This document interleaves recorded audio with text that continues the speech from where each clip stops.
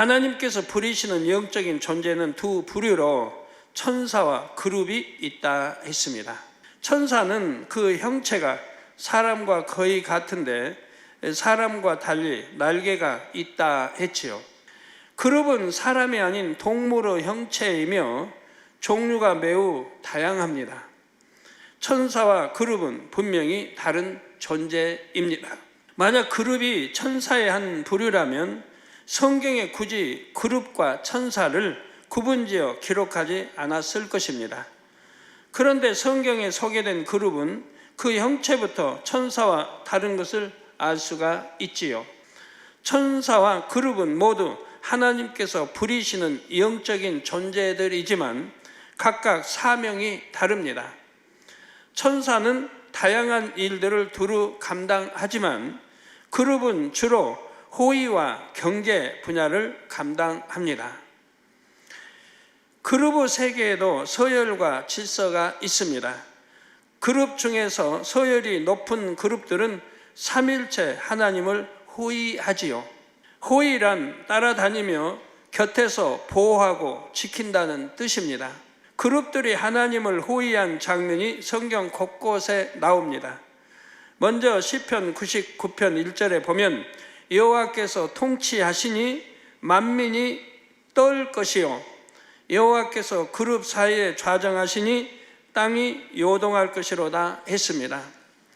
열왕기하 19장 15절에는 그룹들 위에 계신 이스라엘의 하나님 여호와여 주는 천하만국의 홀로 하나님이시라 주께서 천지를 조성하셨나이다 했지요.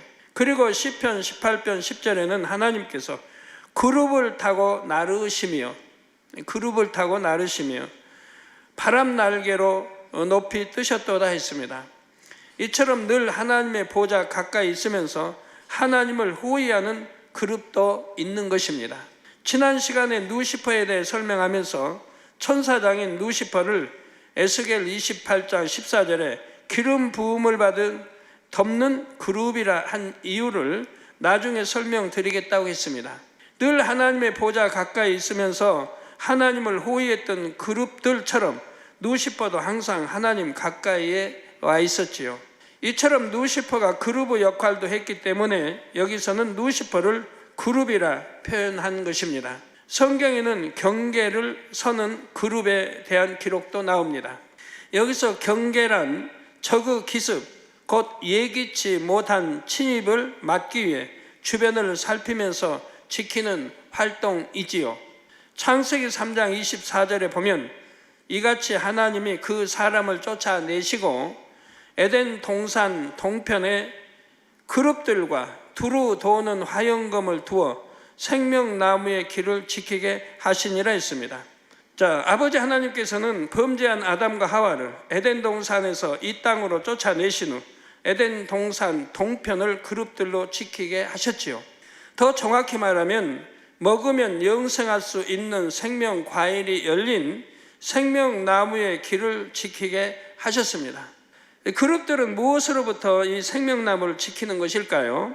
바로 둘째 하늘에 있는 악한 영들로부터 지킵니다.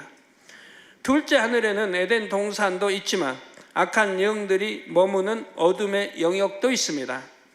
루시퍼의 반역 이후 만들어진 악한 영들이 인간 경작의 기간 동안에 머물며 활동하는 곳이 이 둘째 하늘에 있지요.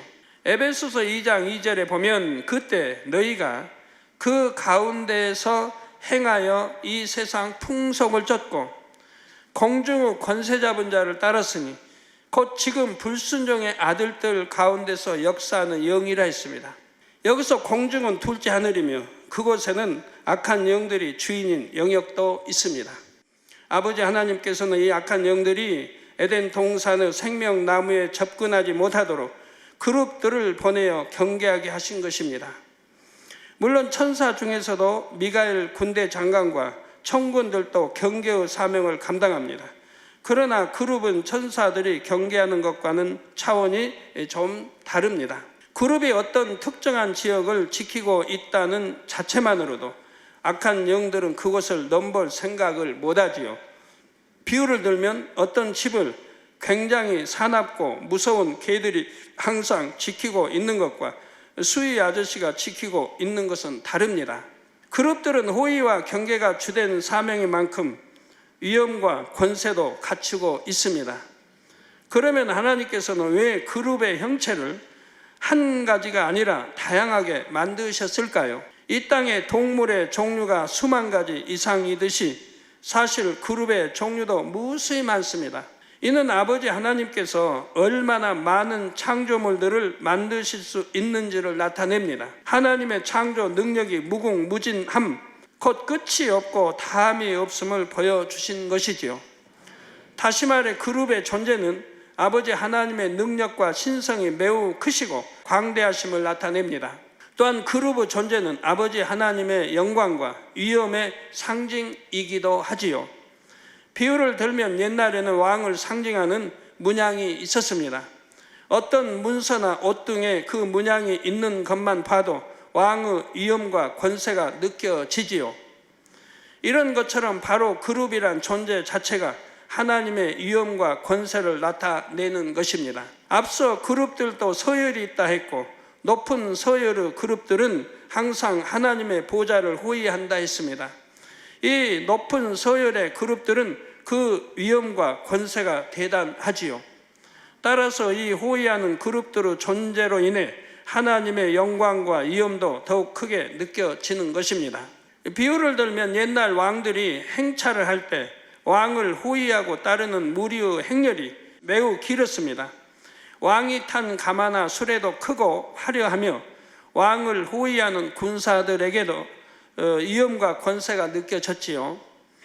그런데 만일 왕이 혼자서 말을 타고 간다고 상상해 보십시오. 아무래도 초라해 보이지 않겠는지요? 이처럼 호의를 받을 때와 받지 않을 때 느껴지는 왕의 위엄과 영광 크게 차이가 납니다. 그런데 옛날 왕정 시대에 보면 호의 받는 대상의 권세에 따라서 호의의 규모도 다른 것을 알 수가 있습니다. 황제의 권세, 왕의 권세가 각각 달랐지요. 왕과 왕자가 있다면 일반적으로 더 큰 권세를 가진 군사가 왕을 호위했지요. 군사의 서열에 따라서 호위하는 대상도 달라졌던 것입니다. 그룹의 세계도 이처럼 서열이 있고 각각의 서열에 따라 권세와 위엄도 다릅니다. 더구나 그룹의 주 사명이 호위와 경계이기 때문에 이런 질서는 더 엄격하지요. 그래서 그룹은 어떤 명령이 내려지면 마치 로봇이 움직이는 것처럼 일사불란하게 착착 수행합니다. 천사들도 명령에 오직 순종만 하지만 그룹들이 명령에 순종하는 것과는 분위기나 차원이 다르지요. 비유를 들면 잘 훈련받은 개들은 주인의 말이 떨어지자마자 순종을 합니다. 어떤 물건을 던지며 물어와 그러면 손살같이 달려가서 그것을 물어오지요. 그런데 만일 그 주인이 이와 똑같은 상황에서 자신의 종에게 명령을 했다고 합시다. 그러면 종도 물론 주인의 말에 순종하겠지만 개가 순종할 때와는 분위기가 다르지요. 그것이 그룹과 천사의 차이입니다. 여기서 개가 그룹에 해당한다면 종은 천사에 해당합니다.